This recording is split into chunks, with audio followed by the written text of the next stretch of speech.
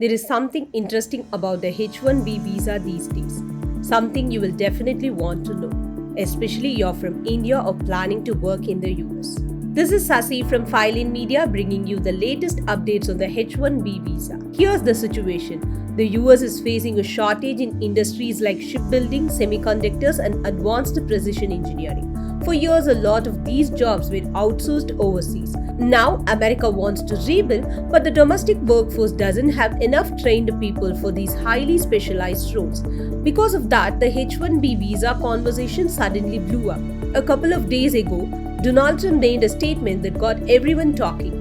He said the US does need foreign skilled workers and also quoted, America doesn't have certain talents right now. He added that he is interested in bringing global talents, people who can fill these gaps, but the system still has to protect American jobs. Here's the twist. Foreign workers come in, train Americans, transfer skills and then leave. This is because Treasury Secretary Scott Bessent shared a new vision for the H-1B visa. In his idea, foreign workers could come for a short period, train American workers, and then return home once the training is done. But here's the important part. This is just a policy vision. It's not a law yet.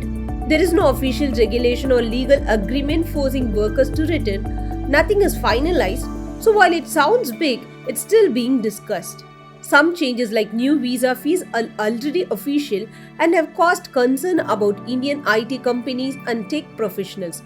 But the train and return plan still just a concept. So right now, America needs global talent. Trump says foreign skills are essential. Bessent proposes a short-term training-focused H-1B, but the legal rules still not confirmed. For Indians and foreign professionals, this could affect career plans, long-term stay in the US, and hiring strategies for companies. So what do you think about this move? Should skilled workers be temporarily only, or should there be a path to stay longer? How will this affect Indian students or tech professionals planning to move to the US? And for companies, is this the right way to rebuild critical industries?